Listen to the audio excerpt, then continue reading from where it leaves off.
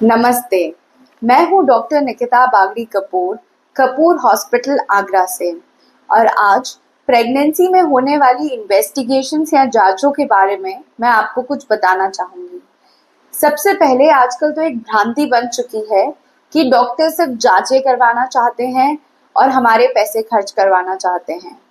तो इसका एक ही जवाब है, अगर जांचें नहीं करवाई जाएंगी तो आपके शरीर में क्या समस्या चल रही है जो कि आगे जाके आपकी प्रेगनेंसी में कॉम्प्लिकेशन कॉज कर सकती है, वो हमें कभी पता नहीं चलेंगे। तो शुरू से शुरू करते हैं। सबसे पहले आपके एटलीस्ट 5 to 6 वीक्स पे आपका फर्स्ट विजिट होना चाहिए, जिस पर आपका डेटिंग स्कैन जो कि ट्रांसवजाइनल रूट से किया जाता है, उससे आपकी प्रेगनेंसी और उसी के साथ बच्चे की हार्ट बीट और बनावट को कंफर्म किया जाता है। अगर सब कुछ सही होता है तो डॉक्टर्स आपको खून और पेशाब की जांचें प्रिस्क्राइब करते हैं, जिसमें पहला टेस्ट होता है सीबीसी, जिसमें आपका हीमोग्लोबिन, टीएलसी काउंट या व्हाइट ब्लड सेल काउंट और प्लेटलेट काउंट को देखा जाता है। इसी के साथ कुछ ज़रूरी टेस्ट जैसे कि thyroid, HPLC, HIV, HBs, AG and VDRL, sugar की जांच, यूरिन की जांच और आपके ब्लड ग्रुप की जांच की जाती है। ये कुछ बेसिक इन्वेस्टिगेशंस हैं, क्योंकि अगर थायराइड बढ़ा हुआ होगा या कम होगा तो ये बच्चे के न्यूरल ट्यूब डेवलपमेंट या फिर दिमाग के डेवलपमेंट पर असर डाल सकता है। इसी के साथ अगर आपके खून में कोई तकलीफ होती है या फिर कोई वेरिएंट डिफरेंट होता है तो वो आपके डॉक्टर को पता होना चाहिए। इसी के साथ हमें ये भी पता होना चाहिए कि कहीं माँ का ब्लड ग्रुप नेगेटिव और आपके हस्बैंड का ब्लड ग्रुप पॉजिटिव तो नहीं है, या फिर आप कोई सेक्सुअली ट्रांसमिटेड डिजीज से संक्रमित तो नहीं है, क्योंकि ये सब चीज़ें आपके बच्चे पर भी असर डाल सकती हैं और हम इन सब चीज़ों से बच्चे का बचाव भी कर सकते हैं।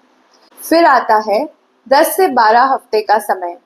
इस समय दो चीज़ों की आवश्यकता होती है। एक होता है डुअल मार्कर, जिसके अंदर दो हॉर्मोन्स को आपके शरीर के अंदर पढ़ा जाता है और पता लगाया जाता है कि बच्चे के अंदर डाउन सिंड्रोम या पटाउज या एडवर्ड सिंड्रोम, मतलब कोई भी सिंड्रोम की प्रवृत्ति तो नहीं है। इसके अलावा एक स्कैन किया जाता है या दूसरा अल्ट्रासाउंड प्रेगनेंसी का 10 से 12 हफ्ते पर किया जाता है, जिसका नाम होता है NT-NB स्कैन। इसके अंदर बच्चे की नाक की हड्डी और गर्दन के पीछे के सॉफ्ट टिश्यू को स्टडी किया जाता है और ये देखा जाता है कि बच्चे के अंदर डाउन सिंड्रोम होने के चांसेस तो नहीं है। इसी के बाद आता है 16 से 18 हफ्ते का समय, जब आपका डॉक्टर आपको क्वाड्रुपल मार्कर करवाने के लिए बोल सकता है और इसी के साथ एक बार वो आपका ग्लूकोज चैलेंज टेस्ट, जिसमें हमें ये पता चल सके कि आपको प्रेगनेंसी में होने वाली डायबिटीज़ तो नहीं हो रही है, और एक बार आपका सीबीसी और यूरिन रूटीन माइक्रोस्कोपी रिपीट कर सकते हैं। इसके बाद आता है 20 हफ्ते का समय, जब एनामली स्कैन किया जाता है, जिसे लेवल 2 भी कहते हैं और टीफा स्कैन भी कहते हैं या फिर टारगेट स्कैन भी कहते हैं। यह पूरी प्रेगनेंसी का सबसे इम्पॉर्टेंट स्कैन होता है, जिसमें बच्चे के सारे ऑर्गन्स, बोन्स, इन सब की स्टडी की जाती है कि हर ऑर्गन या हर अंग ढंग से बन रहा है कि नहीं, बच्चे के अंदर कोई विकार तो नहीं है, हड्डियां कमज़ोर तो नहीं है, या फिर उसकी ग्रोथ प्रॉपर हो रही है कि नहीं हो रही है।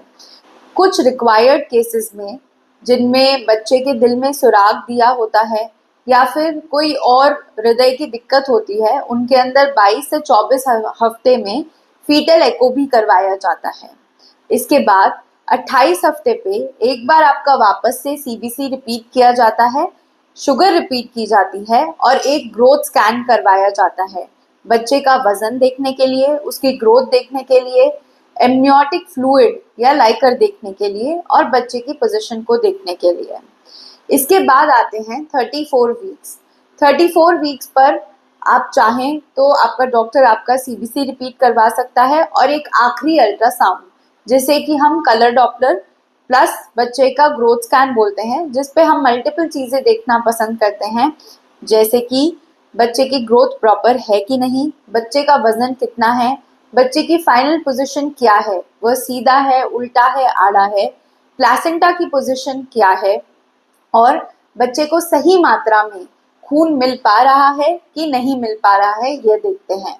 इसी के साथ जैसे ही 30 हफ्ते क्रॉस होते हैं, आपका डॉक्टर आपको डेली विजिट 7 डेज में या 15 डेज में जैसे भी कॉल करता है और आप डॉक्टर के पास जाते हैं, वह आपका नॉन स्ट्रेस टेस्ट लेगा।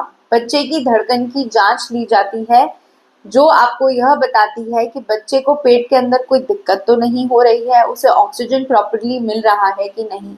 क्योंकि एनएसटी ही एकमात्र जरिया है अल्ट्रासाउंड के अलावा, जिससे हमें यह पता चल सकता है कि बच्चे को प्रॉपर ऑक्सीजनेशन मिल रहा है और उसे किसी तरह की प्रॉब्लम तो नहीं हो रही है। धन्यवाद।